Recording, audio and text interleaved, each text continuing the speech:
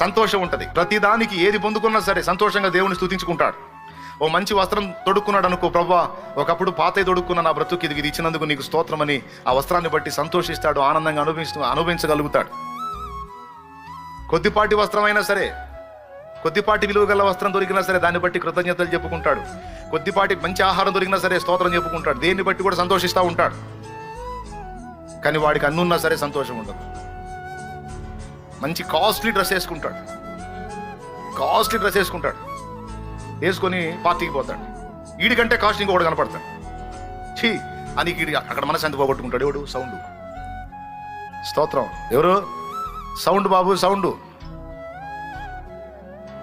మంచి మంచి నగలు వేసుకొని పోయిద్ది అనుకో, ఈ పార్టీకి పోయినప్పుడు అక్కడ ఏమికంటే మించిన వాళ్ళు కనపడతారు. ఏం గోల్డ్ వేసుకుంటే ప్లాటినం వేసుకున్నాం తిరుగుతుంటాడా.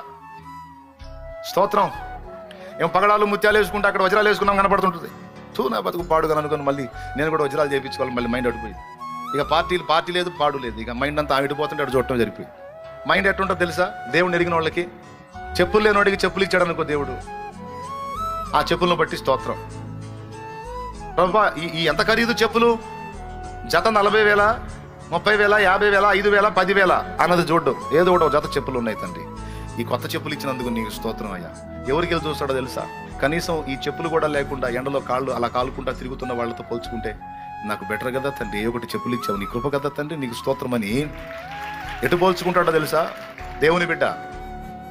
దేవుడు మాట్లాడతాడు వాడితో. ప్రభా నాకేంది ప్రభా 5,000 రూపాయల బూట్లు ఇచ్చావు నాయన, అది వాడు చూడు 40,000 రూపాయల బూట్లు వేసుకున్నాడు ప్రభా అని వీడు అనడు. అయ్యా నాకు 5,000 రూపాయలు ఖరీదైన బూట్లు ఇచ్చావు, నిజంగా నీ కృప కదా ప్రభా. 50 రూపాయల చెప్పులు గతి లేని బతుకున్నది, ఈరోజు ఇలాంటి బూట్లు నాకు ఇచ్చావుంటే నీ కృప. అసలు ఈ బూట్లు ఎంత అన్నది కాదు ప్రభా, అసలు చెప్పులే లేనివాడిని చూసుకుంటే నేను బెటర్ కదా తండ్రి. 5,000 కాదు నాయన, 500 బూట్లైనా నీకు స్తోత్రం ప్రభా.